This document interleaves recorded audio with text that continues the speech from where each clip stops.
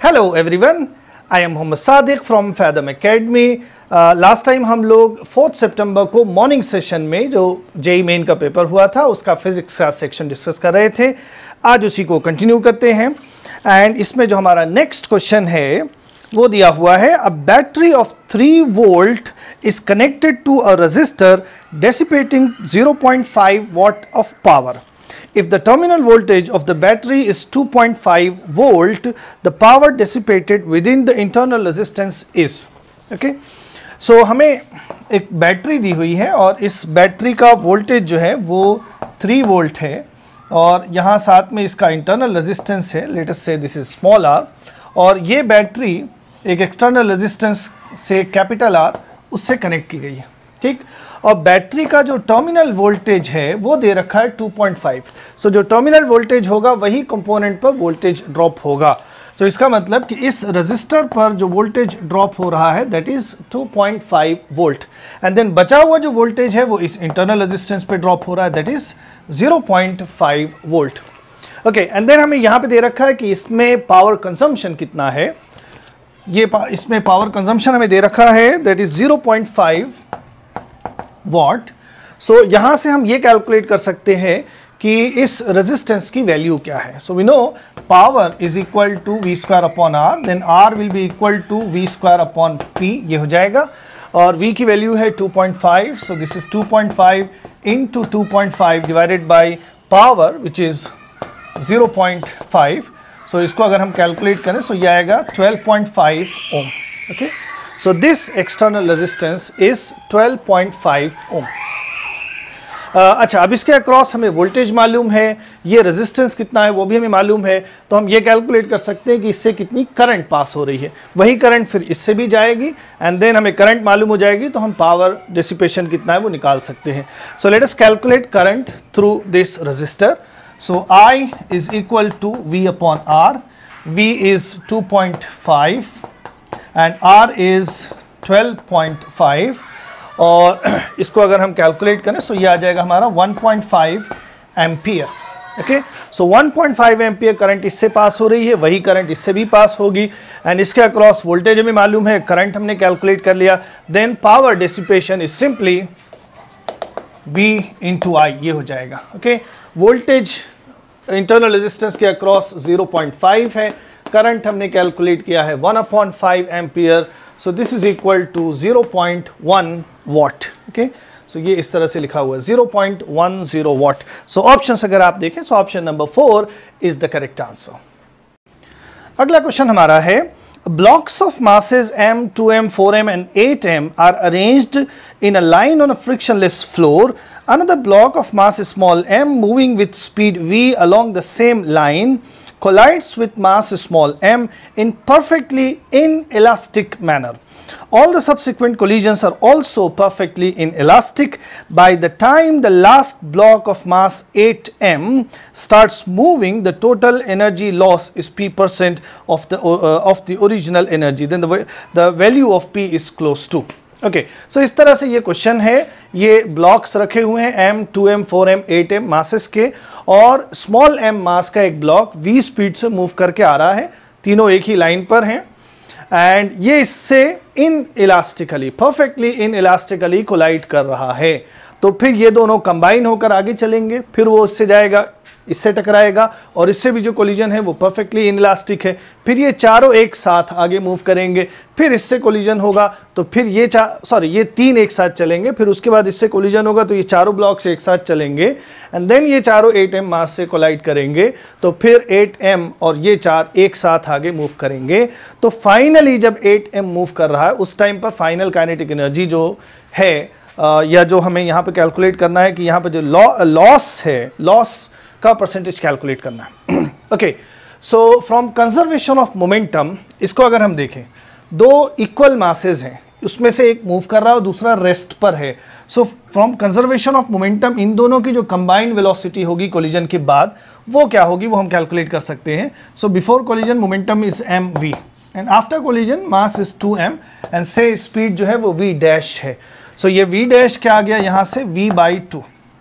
अब इस रिजल्ट को हम यहाँ पर अप्लाई करेंगे कि दो इक्वल मास के पार्टिकल्स कोलाइड कर रहे हैं परफेक्टली इनइलास्टिक और उसमें से एक रेस्ट है, तो कोलिजन के बाद दोनों इनिशियल की हाफ स्पीड से आगे चलेंगे। ओके, सो यहाँ पर हम क्या दिख रहा है कि ये दोनों पार्टिकल्स कोलिजन के बाद b/2 स्पीड से चलेंगे। ओके, इसकी आधी।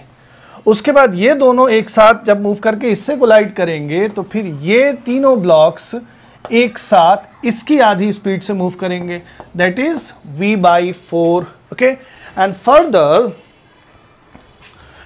ये तीनों ब्लॉक्स जब इससे कोलाइड करेंगे तो फिर ये चारों ब्लॉक्स इसकी आधी स्पीड से मूव करेंगे, that is v/8। And finally जब 8m से कोलिजन होगा सो वो सारा सिस्टम किस स्पीड से आगे जाएगा, ये सारा सिस्टम इसकी आधी स्पीड से आगे जाएगा, that is v/16। okay, so after the final collision total mass of the system is m plus m 2m plus 2m 4 plus 4 8 plus 8 16 m mass है और जो सिस्टम है उसकी स्पीड है v/16। so let us calculate the loss of energy।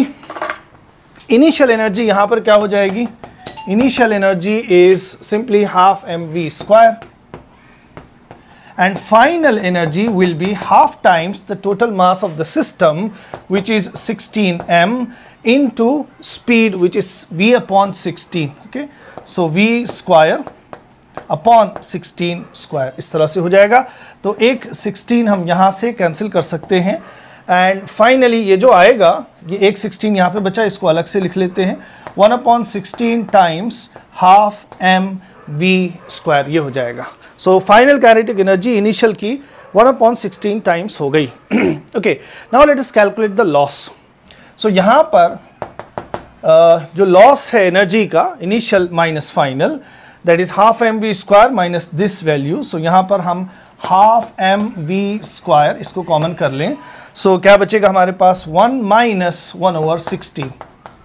Okay, and इसको हम percentage calculate करना है, फ्रैक्शनल अगर कैलकुलेट करना है with respect to the original value, so ये हो जाएगा del change upon the original value. So this is half mv square and this becomes 16 minus 1 is 15/16 divided by original kinetic energy which is simply half mv square. Okay, so this fraction comes out to be,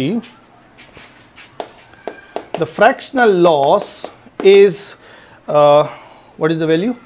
Okay, this is 15/16। okay, and percentage loss हम calculate करें तो ये हो जाएगा 15/16 into 100। okay, और इसको अगर हम calculate करें तो ये आएगा 93.7%। okay, so अगर हम close to value देखें so this is 94%। और options अगर हम देखें so option number option number 4 is the correct answer। Next question हमारा है, the specific heat of water is 4200 joule per kg per Kelvin and the latent heat of ice is 3.4 into 10 raised to the power 5 joule per kg and then 100 grams of ice at 0 degrees Celsius is placed in 200 gram of water at 25 degrees Celsius. The amount of ice that will melt at the temperature as the temperature of water reaches 0 degrees Celsius is close to। okay, so इस तरह से एक container है, container में water है और उसमें हमने इनिशियली कुछ आइस रखी है। आइस का टेम्परेचर 0 डिग्री सेल्सियस है और जो वाटर है उसका टेम्परेचर 25 डिग्री सेल्सियस है। ओके, और यहाँ पर वाटर लिया गया है 200 ग्राम, 200 ग्राम वाटर है और 100 ग्राम आइस है। ओके, इस तरह से। सो यहाँ पर क्या कह रहे हैं, यहाँ पे क्वेश्चन में इंडिकेट कर रहे हैं कि the amount of ice that will melt as the temperature of water reaches 0 degree Celsius. Okay, तो यहाँ पर क्या हो रहा है कि वाटर हाई टेम्परेचर पर है, वो एनर्जी रिलीज करेगा और आइस यहाँ पर एनर्जी रिसीव करेगी। सो आइस जब एनर्जी रिसीव करेगी तो वो मेल्ट होगी। ओके, सो यहाँ पर लेटेंट हीट जो उसको हम प्रोवाइड कर रहे हैं मेल्ट करने के लिए, तो वो 100 ग्राम आइस को मेल्ट करने के लिए सफिशिएंट नहीं है। वाटर के पास जो एनर्जी है टोटल 200 ग्राम वाटर के पास, वो पूरे 100 ग्राम आइस को नहीं मेल्ट करा पा रही है। Okay, some amount of ice is left. So वही हमें कैलकुलेट करना है कि कितनी आइस मेल्ट हो रही है। दैट मीन्स कि फाइनली सिस्टम में some amount of ice is there and there is water. Okay, so water और आइस फाइनल एक टेम्परेचर पर आ गए तो वो फाइनल टेम्परेचर होगा 0 डिग्री सेल्सियस एंड देन उसके बाद आइस मेल्ट नहीं होगी। ओके, सो हम यहाँ पे क्या कैलकुलेट करेंगे, heat provided by the water is equal to heat received by the ice. And यहाँ पर आइस जो हीट रिसीव कर रही है वो सिर्फ और सिर्फ हम उसमें कैलकुलेट करेंगे उसका जो फेस चेंज हो रहा है उसके लिए। तो फेस चेंज के टाइम पर जो हीट ट्रांजैक्शन होता है दैट इज ml, और टेम्परेचर चेंज के केस में heat transaction is ms delta t, ये होता है। ओके, सो यहाँ पर this ml will be equal to ms delta t, ये हो जाएगा। और ये अमाउंट ऑफ आइस जो मेल्ट कर रहा वो हमें कैलकुलेट करना है। So this is m and यहाँ पर लेटेंट हीट की जो वैल्यू दे रखी है वो है 3.4 इंटू 10⁵ विथ SI यूनिट्स।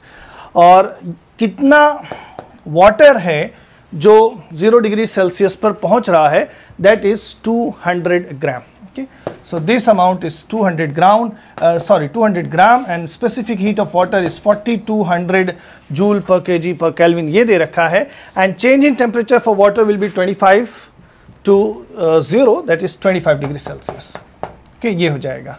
अच्छा, अब यहाँ पर ये सारी वैल्यूज SI में हैं, लेकिन जो मास ले रहे हैं वो हम दोनों तरफ ग्राम में ले सकते हैं बिकॉज फैक्टर्स जो हैं वो कैंसिल हो जाएंगे।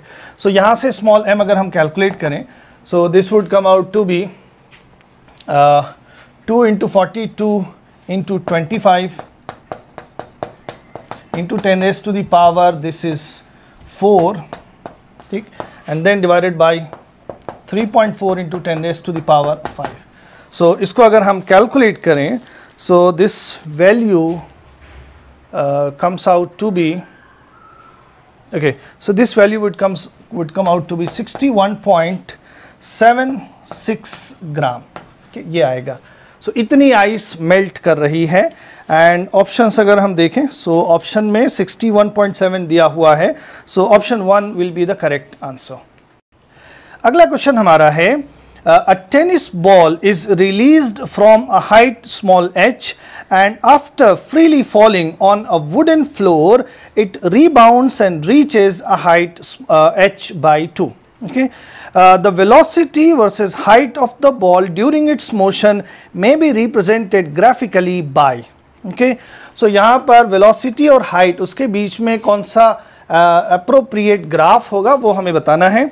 और सिचुएशन कुछ इस तरह से दी हुई है, बॉल है उसको हम रिलीज कर रहे हैं, initial velocity will be 0 and ball एक वुडन फ्लोर पर गिर रही है और गिरने के बाद सो ये बॉल h हाइट ऊपर से नीचे आई है और हिट करने के बाद वो इसकी आधी हाइट ऊपर जा रही है। तो इस पूरी सिचुएशन के लिए v वर्सेस h ग्राफ हमें कैलकुलेट करना है। ओके, सो v और h के बीच में अगर हम रिलेशन देखें किसी भी हाइट पर, ओके, किसी भी हाइट पर उसकी स्पीड क्या होगी, किसी भी हाइट पर नीचे जब आ रही बॉल तो उसकी स्पीड क्या होगी, उसके लिए हम थर्ड इक्वेशन यूज कर सकते हैं। एक्सेलरेशन कांस्टेंट है यहाँ पर, so v square is equal to u square plus 2gh, u is 0, so velocity at any point is 2gh, on the downward journey it is 2gh, ये हो जाएगा।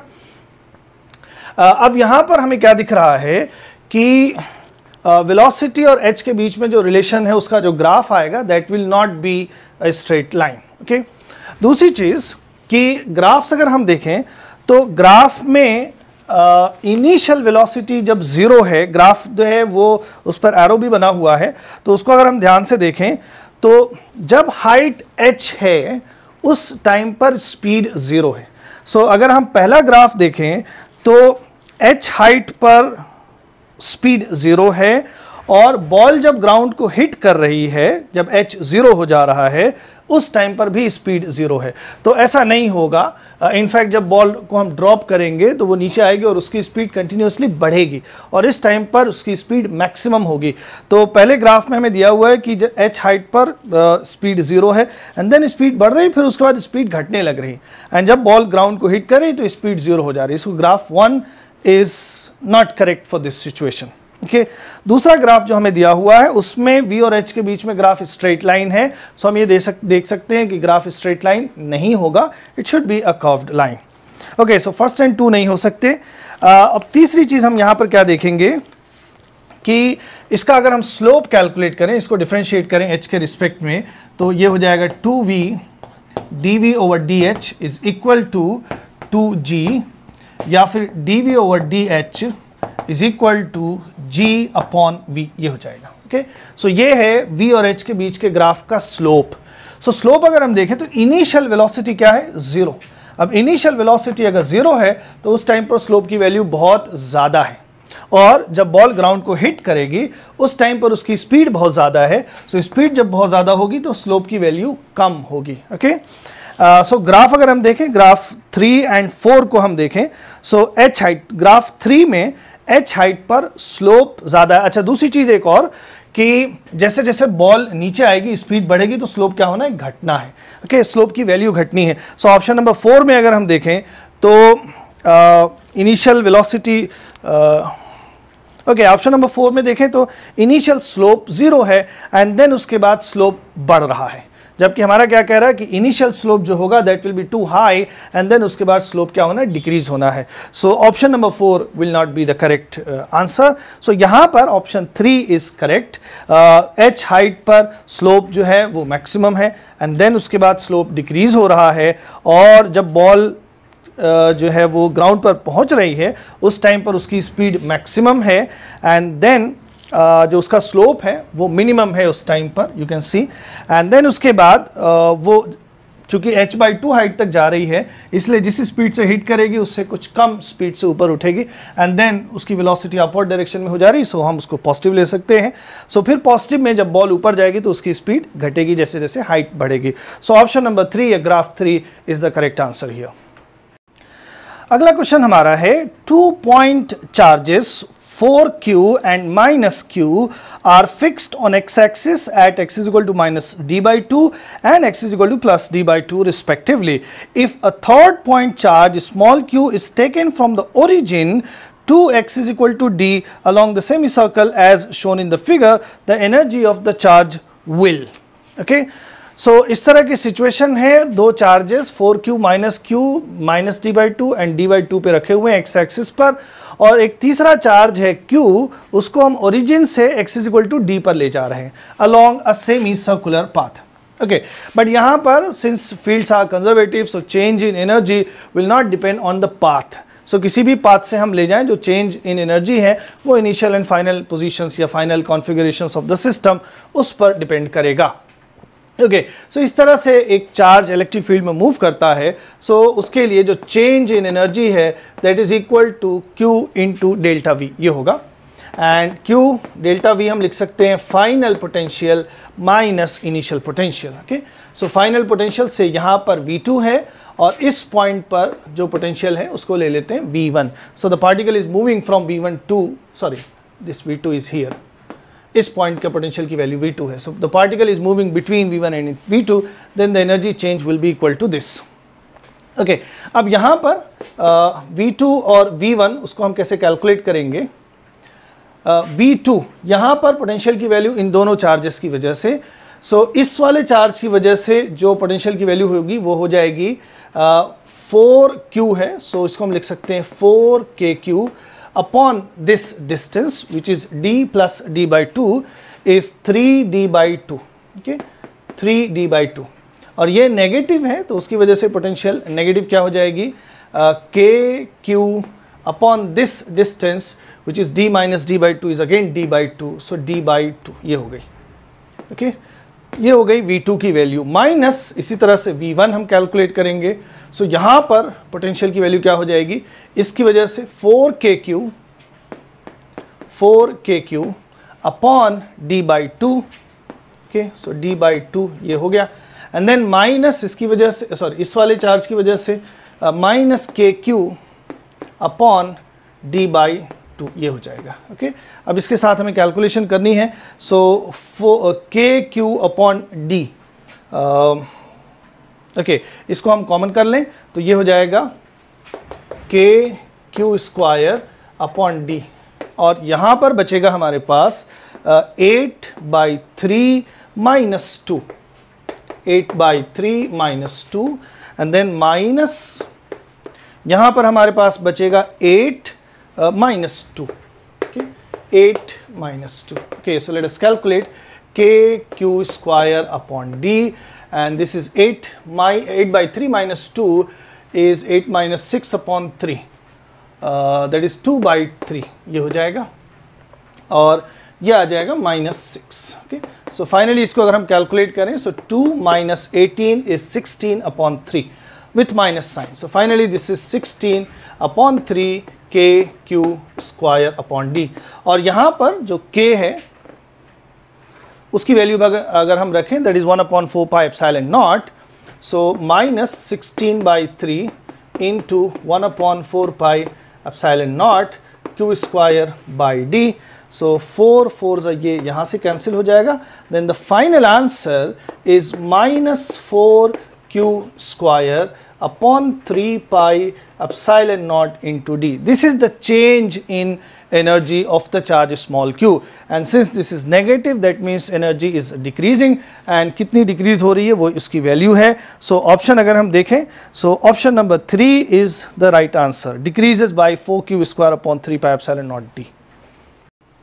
Next question is, two charged thin infinite plane sheets of uniform surface charge density sigma plus and sigma minus, where magnitude of sigma plus is more than that of the negative charge density, intersect at a right angle. Which of the following best represents the electric field lines for this system? Okay, so इस तरह से दो infinitely large sheets दी हुई हैं, charged sheets दी हुई हैं, और एक पर पॉजिटिव चार्जेस हैं, दूसरे पर नेगेटिव है.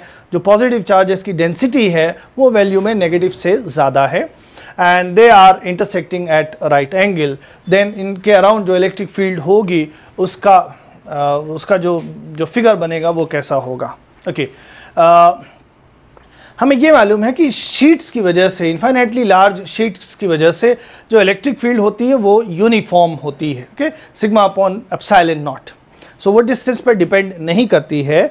इन दैट केस जो फील्ड लाइंस होंगी इसकी वजह से और इसकी वजह से, दोनों स्ट्रेट लाइन से हम दिखाएंगे, दोनों लाइंस क्या होंगी, स्ट्रेट होंगी.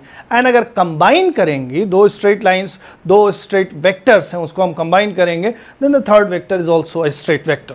ओके, सो यहाँ पर इन दोनों की जो कंबाइंड फील्ड होगी that will be straight lines, not curved lines. Okay, because the fields are uniform. So यहाँ पर ऑप्शन अगर हम देखें, सो ऑप्शन नंबर 2 एंड 3 में कर्व्ड लाइंस दे रखी हैं, सो दे आर नॉट करेक्ट.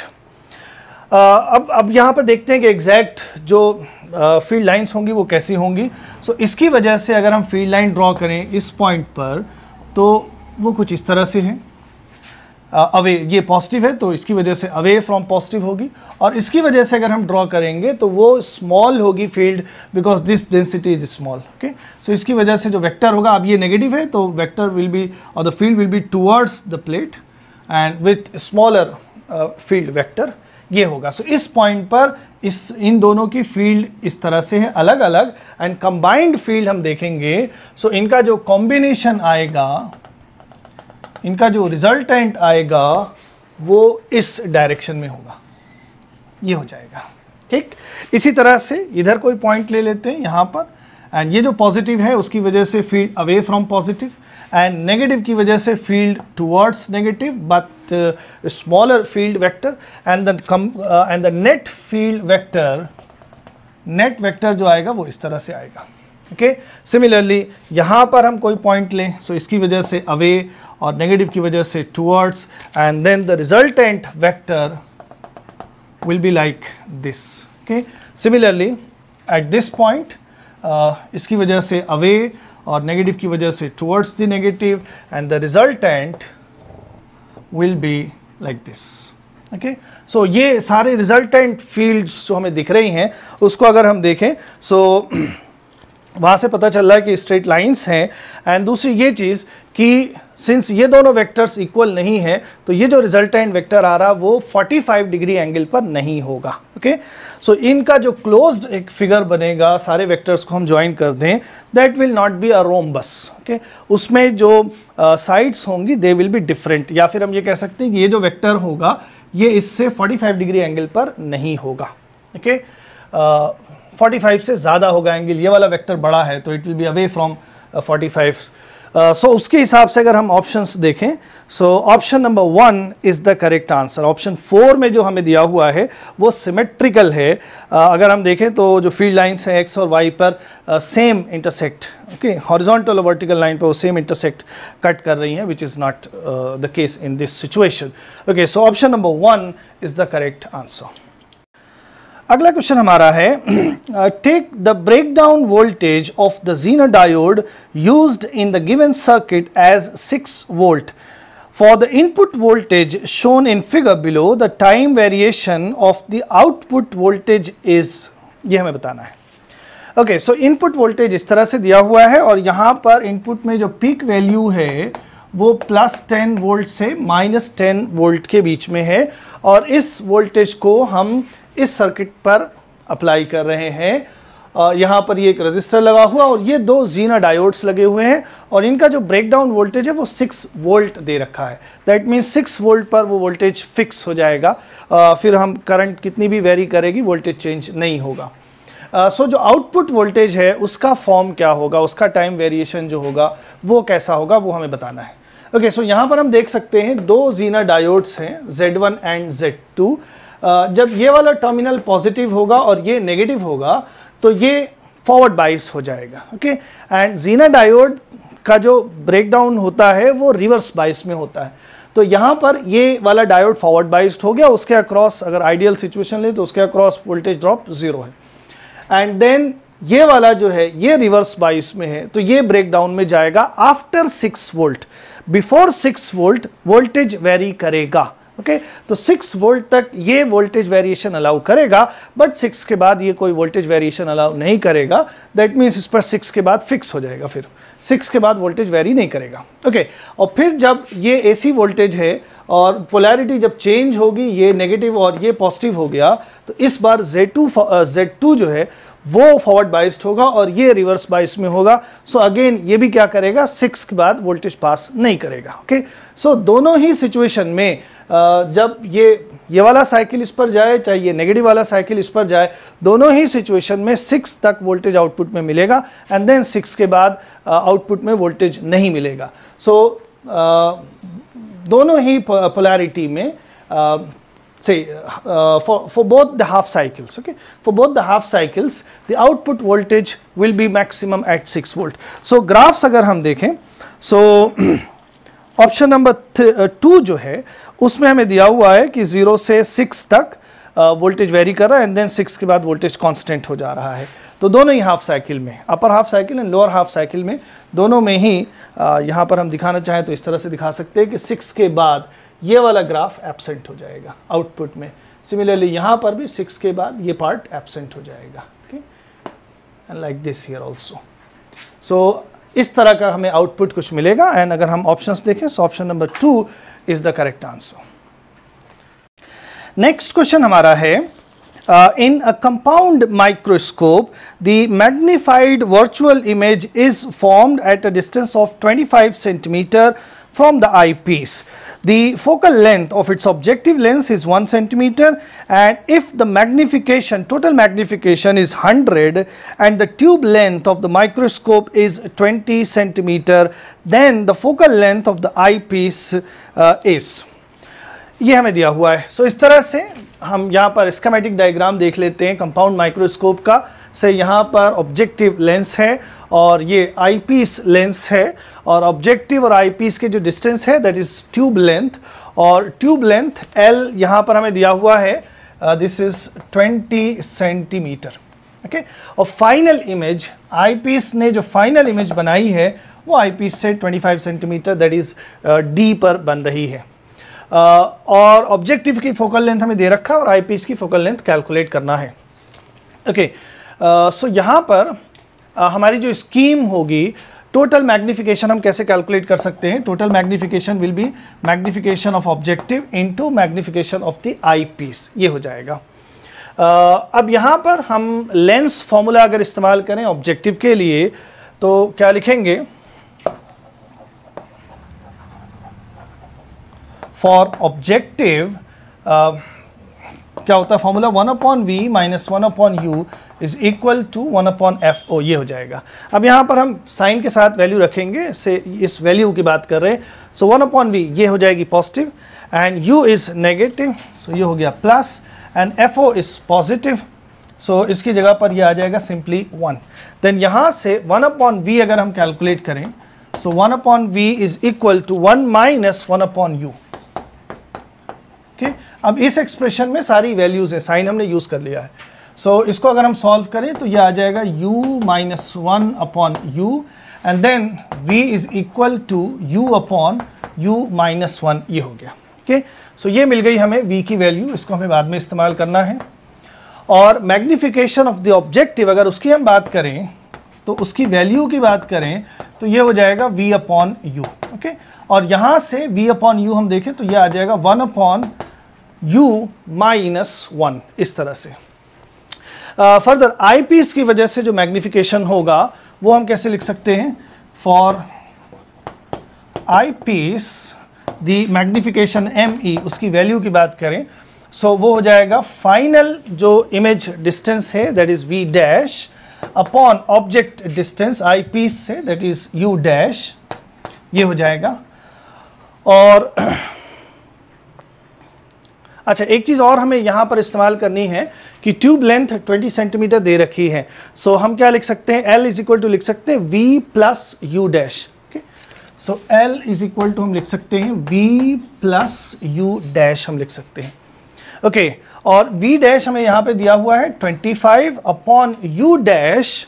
सो यहाँ से अगर हम देखें तो यू डैश को हम लिख सकते हैं L minus v। Okay, so ये चीज़ हो जाएगी L माइनस v, और v की वैल्यू हमने यहाँ पर ऊपर कैलकुलेट कर रखी है। So this is 25 upon L which is 20 minus v which is u upon u minus 1, इस तरह से हो जाएगा। ठीक, और इसको अगर हम सिंप्लीफाई करें तो ये हो जाएगा 20u minus u is 19u यहाँ पर, और माइनस 20 और u माइनस 1 ये ऊपर चला जाएगा। So finally this is 25 into u minus 1 upon 19u minus 20, ये हमने कैलकुलेट किया है magnification due to the eyepiece, उसकी वैल्यू है।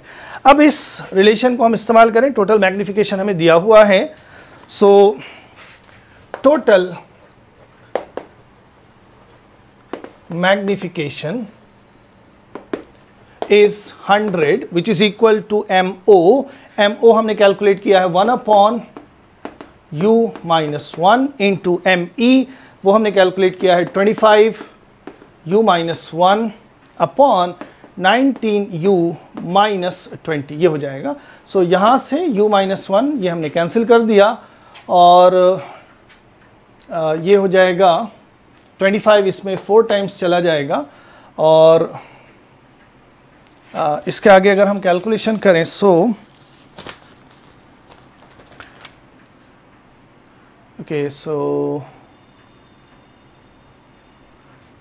4 into 19u, okay cross multiply कर लेते हैं, यहाँ पर हमारे पास 1 बचेगा। Okay, 4 into 19u minus this is 80 is equal to 1, ये हो जाएगा। और यहाँ से u की वैल्यू हम कैलकुलेट करें तो ये हो जाएगा 80, इधर आके हो जाएगा 81। सो 81 upon 4 into 9 will be 76। Okay, so 81 upon 76 ये आ रही है u की वैल्यू, ओके, सेंटीमीटर में। सो u की वैल्यू अगर हमें मालूम है सो वहाँ से हम v की वैल्यू कैलकुलेट कर सकते हैं, और v हमें मिल जाएगा तो फिर हम u डैश निकाल सकते हैं यहाँ से। ओके, और एक बार हमें u डैश मिल गया वी डैश हमें ऑलरेडी दिया हुआ 25 सेंटीमीटर, देन लेंस फॉर्मूला लगाकर हम आई पीस की फोकल लेंथ कैलकुलेट कर लेंगे। ओके, सो इसके बाद हमारा काम है यू डैश कैलकुलेट करना। सो पहले हम वी कैलकुलेट करेंगे। So then v is equal to u which is 81/76 divided by u which is again 81/76 minus 1. Okay, so ये वैल्यू आएगी 81/76 एंड ये वाला जो एलसीएम होगा ये 76 ऊपर चला जाएगा and 81 minus 76 is 5. Okay, so ये फाइनली आ गया हमारा v इज इक्वल टू 81/5 ये आ जाएगा। एंड अब हम अगर u डैश देखें यहाँ पर, look at here, u dash अगर हम देखें, so now u dash is equal to 20 minus v, okay, which is 81/5 ये हो जाएगा। So this is 100 minus 81 which is 19/5 ये आ जाएगा। सो u डैश की वैल्यू हमने कैलकुलेट कर ली 19/5 एंड v डैश की वैल्यू हमें मालूम है 25। Now use lens formula. Okay, so for eyepiece lens formula हम लिखेंगे 1/v minus 1/u is equal to 1/fe। अब यहाँ पर अगर हम देखें साइन कन्वेंशन थोड़ा समझ लेते हैं।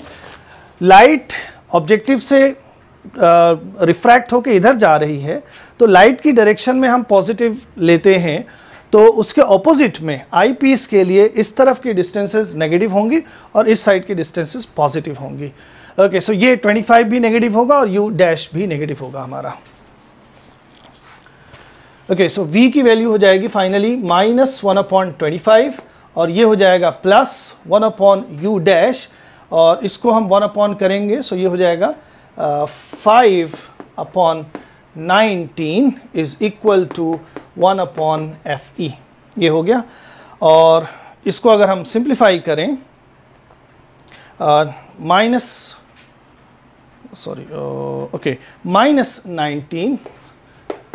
-19 and then plus 125/25 into 19 is equal to 1/fe. So यहाँ से fe अगर हम देखें so ये हो जाएगा 25 into 19 that would be 475 divided by 125 minus 19 will be 106.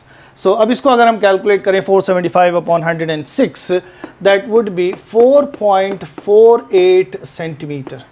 So eyepiece की फोकल लेंथ जो आ रही है finally that is 4.48 centimetre. Okay, और इसका जो इंटीजर आंसर होगा that will be 5। Okay, so integer answer जो होगा वो हमारा होगा 5। एनटीए ने जो आंसर प्रोवाइड किया है that is also 5।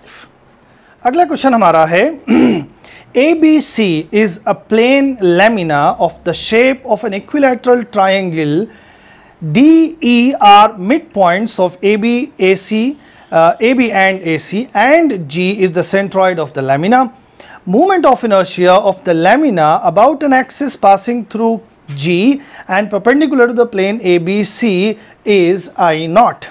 If part ADE is removed, the moment of inertia of the remaining part about the same axis is Ni0/16, where n is an integer, so the value of n is. Okay, so यहाँ पर एक इस तरह का equilateral shape का lamina दिया हुआ है, इक्विलैटरल ट्राइंगल शेप का, और ये उसका सेंट्रॉइड है और D और E इस साइड्स की मिड पॉइंट्स हैं, उन दोनों को ज्वाइन किया गया है एंड देन ये पार्ट हम रिमूव कर दे रहे हैं। सो ये जो रिमेनिंग पार्ट हमारा होगा उसका उसी एक्सिस के अबाउट मूवमेंट ऑफ इनर्शिया जो होगा वो क्वेश्चन में कह रहे हैं कि Ni0/16 है। सो इस n की वैल्यू हमें कैलकुलेट करना है।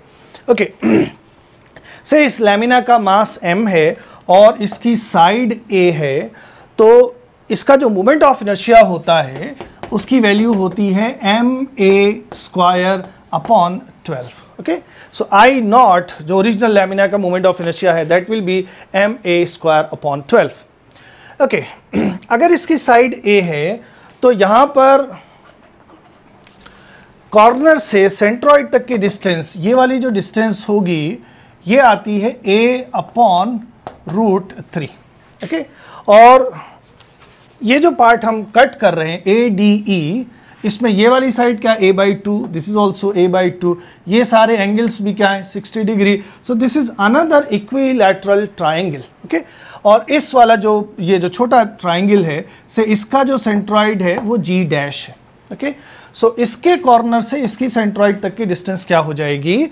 अब यहाँ पर साइड a/2 है, तो ये जो डिस्टेंस होगी A से G' तक की वो हो जाएगी side upon √3, that means a/2√3 ये हो जाएगी। ओके, सो G' और G के बीच में यहाँ पर जो डिस्टेंस होगी, जो ओरिजिनल लैमिना है और जो कट कर रहे हैं उन दोनों के सेंट्रॉइड के बीच की जो डिस्टेंस होगी वो हम यहाँ से देख सकते हैं a/√3 minus half of a/√3। Okay, so ये वैल्यू आ जाएगी a/2√3। ओके, सो इन दोनों के बीच की डिस्टेंस हो गई।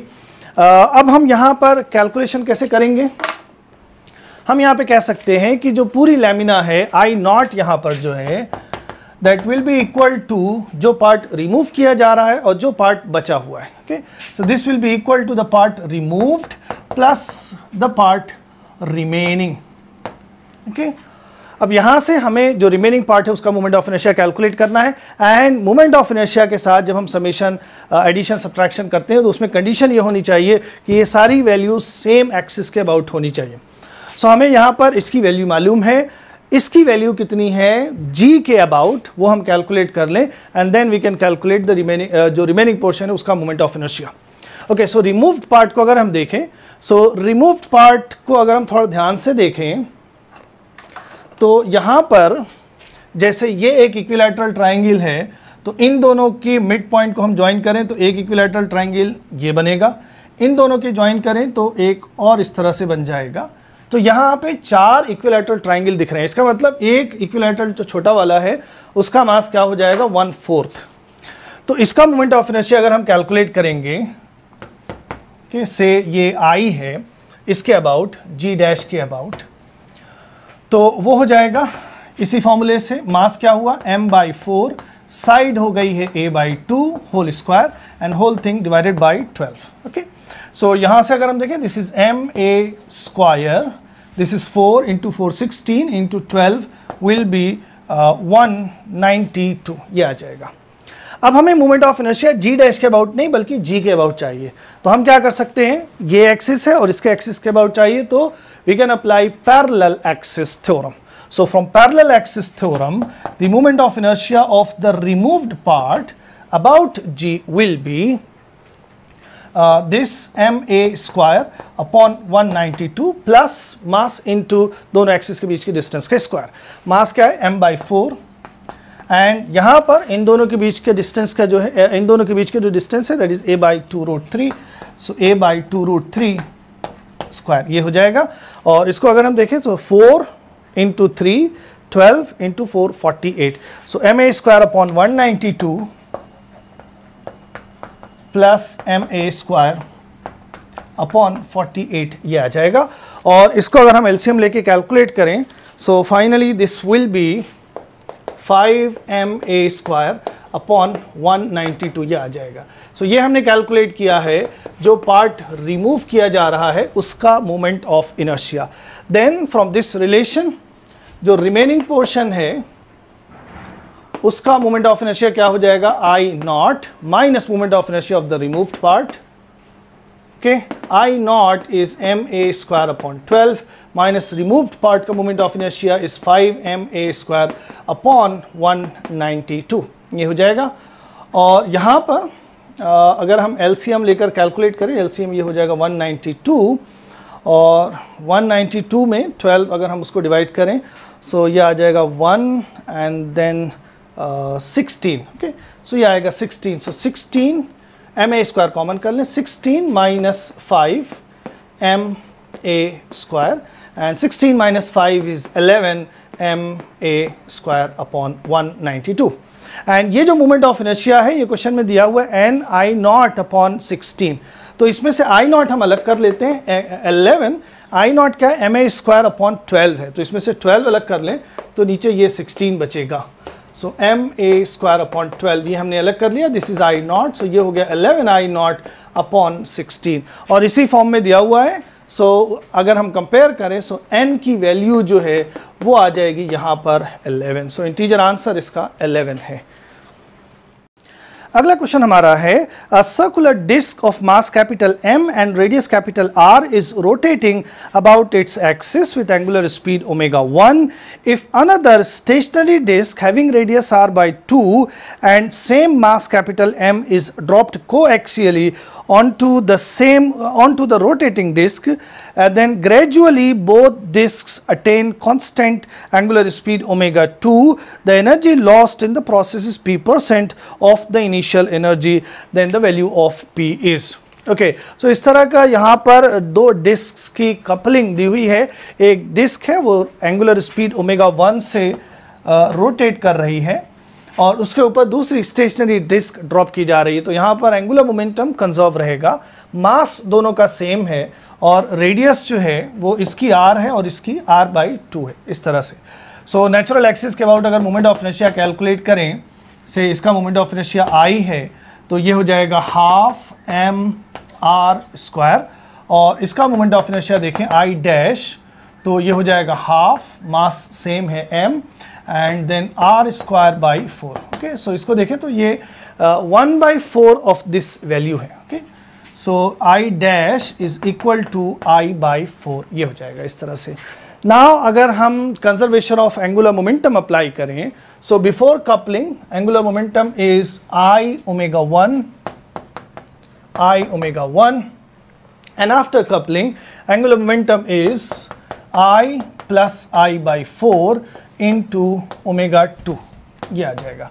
सो यहाँ से ओमेगा 2 की वैल्यू अगर हम कैलकुलेट करें, सो ये हो गया I ओमेगा 1 अपॉन ये हो जाएगा 5I अपॉन 4, तो 4 ऊपर चला गया एंड अपॉन 5I, सो ये इससे कैंसिल हो गया। सो फाइनल स्पीड जो आएगी angular speed that is 4 omega upon 5, इस तरह की आ जाएगी।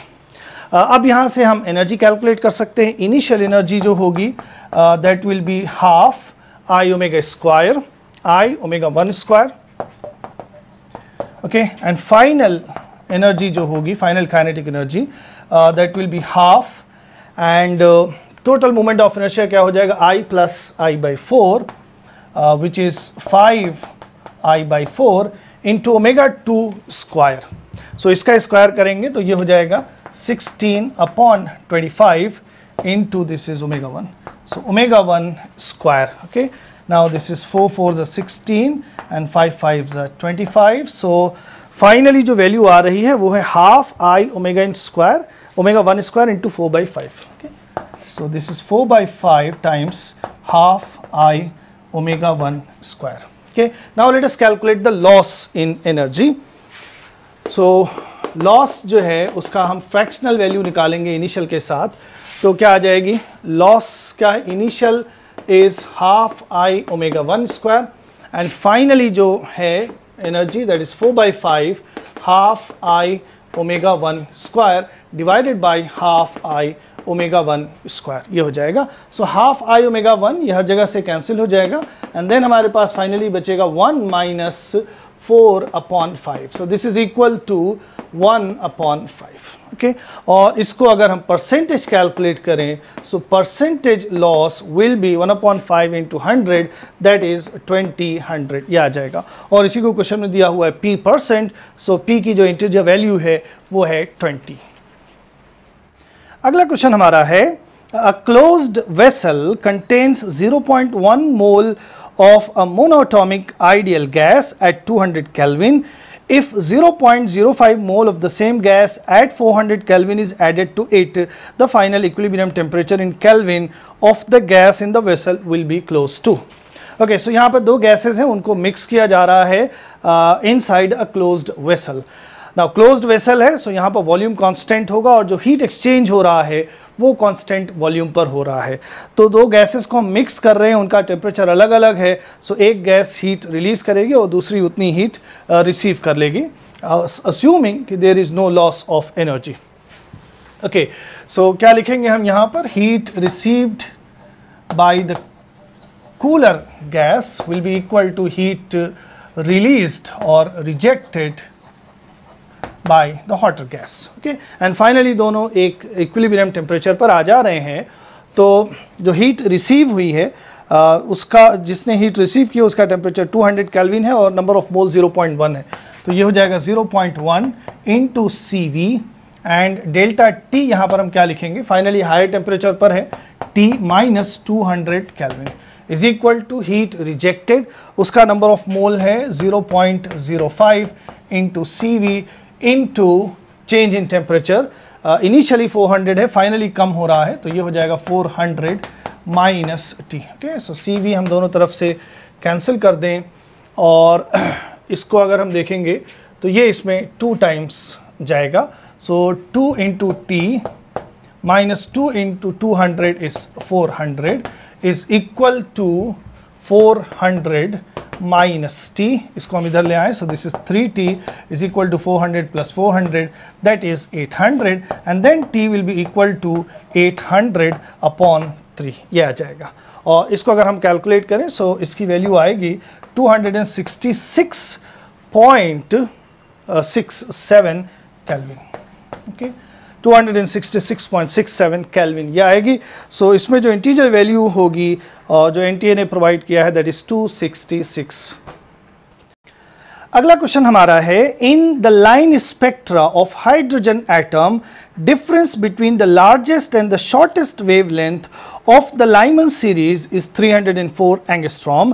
The corresponding difference for the partial series in angstrom is. Okay, so hydrogen atom में जो स्पेक्ट्रम हमें मिलता है इलेक्ट्रॉन के ट्रांजिशन की वजह से इस तरह से है।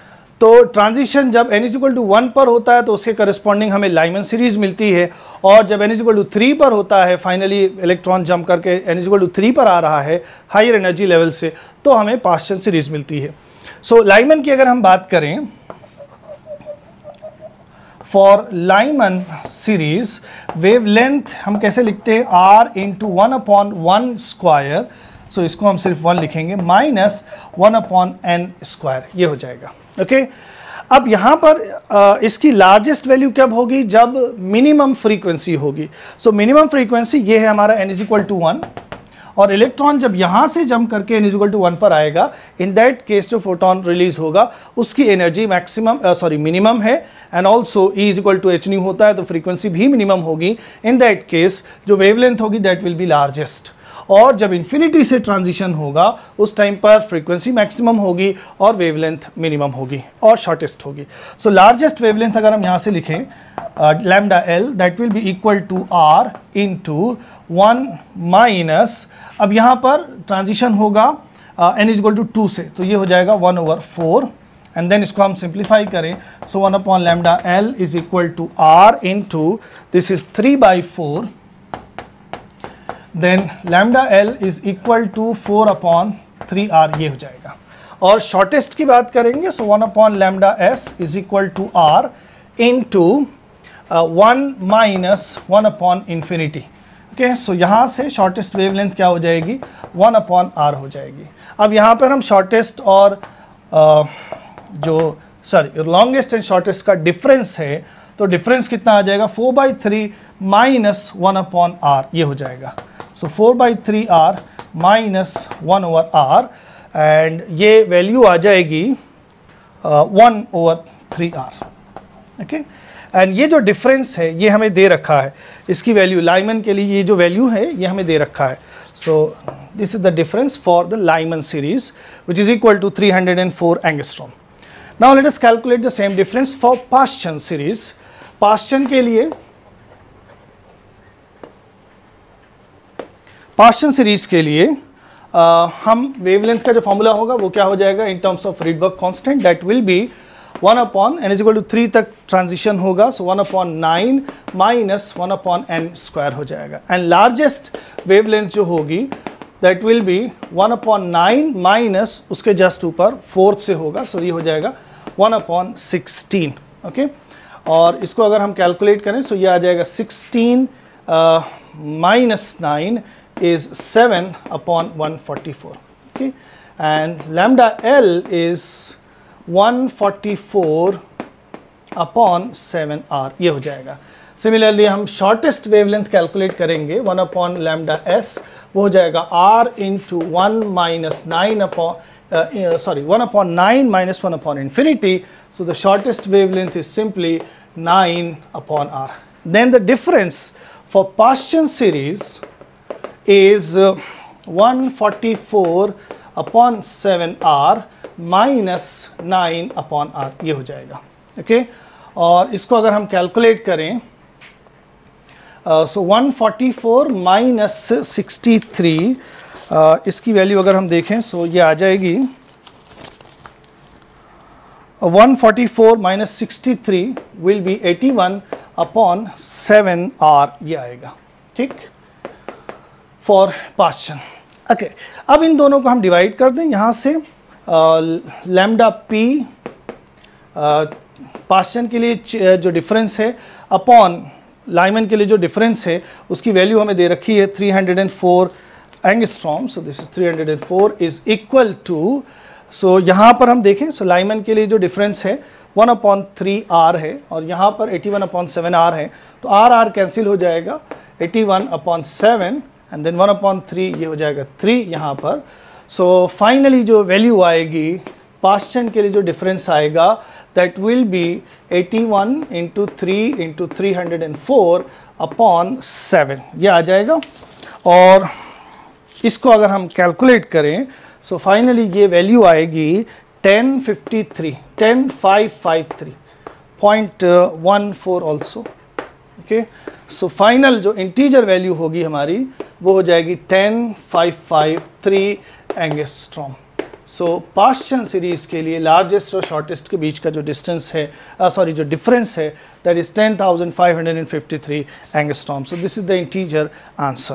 ओके सो ये था हमारा 4 सितंबर को मॉर्निंग सेशन में जो पेपर हुआ था उसका फिजिक्स का सेक्शन. और इसके ऑब्जर्वेशन की बात करें तो इसमें कुछ स्टैंडर्ड क्वेश्चंस अभी तक जो पेपर हुए हैं उनसे थोड़ा सा ज़्यादा थे. बीच में एक आध क्वेश्चंस जो थे उनकी कैलकुलेशन भी थोड़ी लेंदी थी और बाकी जो क्वेश्चंस थे स्ट्रेट फॉरवर्ड भी थे questions and below average NCERT level के भी क्वेश्चंस थे यहाँ पर. तो ये इस पेपर का ऑब्जर्वेशन है. नेक्स्ट टाइम हम आपके साथ 4 सितंबर को ही इवनिंग सेशन में जो पेपर हुआ था उसको डिस्कस करेंगे. And thank you very much for your support to the channel. और हम लोगों ने अभी प्लान किया है कि इसको हम आगे भी कंटिन्यू रखेंगे. एक ऑनलाइन प्लेटफॉर्म भी हम डेवलप कर रहे हैं जिस पर हम बच्चों को एक high quality study materials JEE और नीट दोनों के लिए ही प्रोवाइड कर सकें.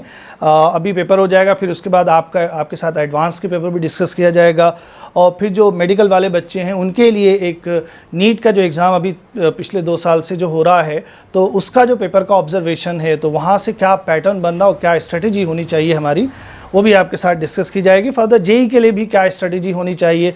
जब से ये एनटीए का एग्ज़ाम हो रहा है तब से थोड़ा सा पैटर्न जो जेई मेन का है वो थोड़ा सा जो प्रीवियसली होता था उसमें हल्का सा चेंज है. एनसीईआरटी बेस्ड क्वेश्चन ज़्यादा आ रहे हैं तो उसमें एक एनसीईआरटी बेस्ड रख के हम क्या स्ट्रेटेजी बनाएं और किस तरह से प्रिपरेशन करें उसके लिए भी एक डिटेल एनालिसिस आपके साथ लेकर आएंगे. फर्दर एक और हम सीरीज़ आपके लिए प्लान कर रहे हैं जिसमें एडवांस लेवल के जो क्वेश्चंस होंगे तो वो एक क्वेश्चंस आपके इफ़ नॉट डेली देन 2 दिन पे एक बार या 3 दिन पे एक बार इस तरह से जैसा हमारे कन्वीनियंट होगा.